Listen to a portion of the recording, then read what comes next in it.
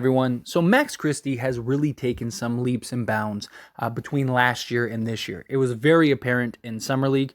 This was a guy that was ridiculous and night in and night out, the best player in Summer League. You can make an argument throughout the course of Summer League. He was one of the, if not the most efficient players. He averaged 19 points per game, 6.3 rebounds and 3.7 assists. He also was fourth in total minutes. He also had a 22.9 player efficiency rating, which was in line with Victor Wembanyama and Scoot Henderson, who they also played fewer minutes than them, and just really was a breath of fresh air for the Lakers. It gave the Lakers a lot of hope, a lot of promise. A guy that could be a legit two-way player. And he was kind of just coasting out there. Like, if you actually watch the games, like, he wasn't fully getting after it like he was in the first season with the Lakers, right? He wasn't, just digging in and getting after it on the defensive end. He had his moments, he had stretches, but again, it's Summer League. He's there just to get reps, just to get practice in. The Lakers, they don't want him trying to overexert himself. He doesn't have anything to prove. He's already on the roster. All we needed to see was that leap, right? Did you get better between last year and this year? And what does that look like? This is a guy, he shot like 55% from three in Summer League, shot nearly 60% overall. Like, this guy was just, again, very efficient, very effective. Now, I don't believe necessarily that he's going to have that level of efficiency this season for the Lakers, but he is a guy that can absolutely earn a rotation spot and a guy that absolutely could be a huge factor for the Lakers. He supposedly has grown an inch or so. He's listed at like 6'7" now. And if he looked bigger, right? He looked taller. He looked bigger. He looked a little stockier. He's put on some muscle, put on some size, which is good. And if he can translate even half of what he was in Summer League into the NBA, then he's going to have some success this year. And I just feel like I'm going through these players and I'm talking about players that I think will be the argument for Lakers most improved. And I think Max Christie is right there. Right? Now, obviously, guys like Austin Reeves, can he maintain that level of consistency? He's also going to be the starter. And you have several guys in that category. I talked about Jared Vanderbilt yesterday, and that's somebody that, based on what we've seen as far as like workout-wise goes and stuff, if he takes a leap, just defensively, he's top 5 maybe, and just defense, perimeter defense, and one-on-one individual defender.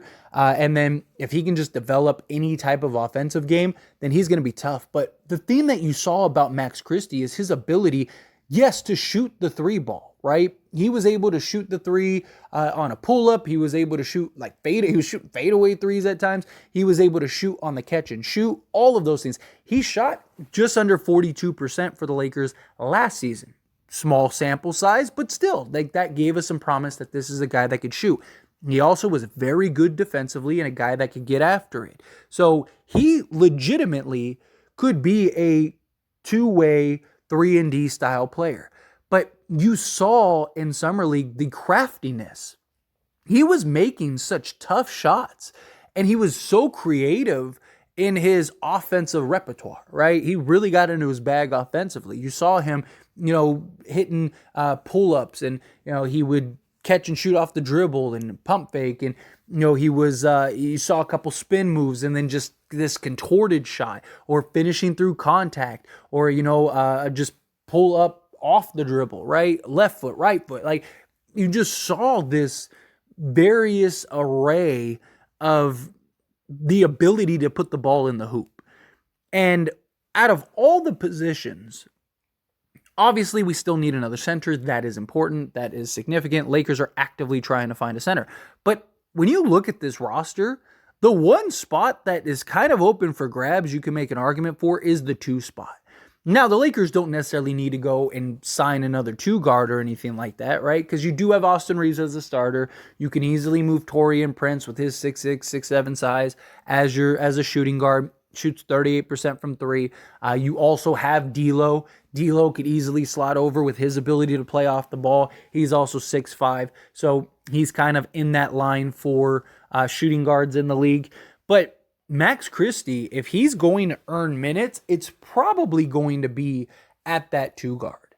And I there is an argument that the Lakers kind of just like let him continue to develop a bit, right? Because the Lakers are so deep and they are so talented. And it's like, yeah, you still have to find minutes for Taurean Prince. You still have to find minutes for Rui Hachimura, Jared Vanderbilt, especially if Anthony Davis really is going to play significant time at the four, right? If he plays any type of significant time at the four, that just makes things really difficult because now, if let's say Anthony Davis is playing 25 minutes at the four spot, well, now you can't play Rui 25, 30 minutes at the four spot, right? Or you can't play Cam Reddish, or you can't play Jared Vanderbilt or LeBron James at the four spot. So, and then if LeBron is playing, say, 30 minutes or whatever at the three spot, then now you're in this spot where it's like, okay, well, you need to find minutes for Taurean Prince, but you could shift him to the two. And then Jared Vanderbilt and Rui kind of split between the four and the three and on assignment type thing, right? So it is also possible that Max Christie doesn't get that opportunity to kind of be the most improved guy. But if he's wheeling and dealing in training camp and the quality minutes that he does get, he comes in and really is efficient and effective and impactful on the court, it might make it tough to not play him, right? Like the only way I see him playing significant minutes is if he basically, when he's on the court, makes it so it's nearly impossible to take him off, right? He's doing everything right. He's doing the dirty work. He's playing defense. He's knocking down shots. He's creating shots for himself. He's creating shots for others, right? If he's that guy, then just like we saw with Austin Reeves, right? Austin Reeves went from a guy that got sparing minutes to out of the rotation at times to coming off the bench to all of a sudden he's the starter, and now you're playing him the most minutes out of anybody. And it's because he earned that. He was so good on the basketball court, you couldn't take him off the court. It was like you took Austin Reeves off the court and the Lakers' production just went down. If Max Christie can do that, and I'm not even saying necessarily to the level that we saw with Austin Reeves, but if he can do something similar and kind of be Austin Reeves 2.0 in that regard, then I absolutely think that he will earn and deserve quality minutes. Again, I don't see him getting 30 minutes a game or anything like that. I think in moments, right? Like, if a couple guys miss one night, Max Christie steps up, comes in and plays. But I think they kind of play him in sparing minutes, right? I think he's a guy that they continue to go back and forth between the G League and the actual roster. But man, like his ability to shoot and just everything we saw in Summer League, he is clearly much improved. How do you not try to find some type of minutes for Max Christie? And again, that's very difficult, right? Because again, we have such a deep roster. Now, Cam Reddish and Max Christie, I think, are the two guys that are most likely to be the odd men out, right? And I think that it could even be one of them kind of just becomes an afterthought for the season. That doesn't mean for the future. That just means for this season, right? And I think that that's going to be an interesting kind of just camp battle that we're going to have to keep an eye on and what kind of comes out news-wise as far as Max Christie's performance in training camp as well as Cam Reddish, because Taurean Prince is a lock to play probably 20 minutes a game just because he's a solid defender. He's a really good defender, but he's also 38% from three. He can play multiple positions. He can play the 2 through 4 if you need him to. You're going to have D'Lo playing significant minutes. You're going to have Austin Reeves playing significant minutes. You're going to have Gabe Vincent playing significant minutes. And then from the 3 spot, you have Jared Vanderbilt, Rui Hachimura, right? Those two guys are going to need minutes. Those two guys are going to need to play, especially Rui. You just gave him, $17 million a year. He's not going to all of a sudden, get 10 minutes a game, right? So you're going to have to find him 25 minutes a game. You're going to have to find Jared Vanderbilt probably 15 to 20 minutes a game.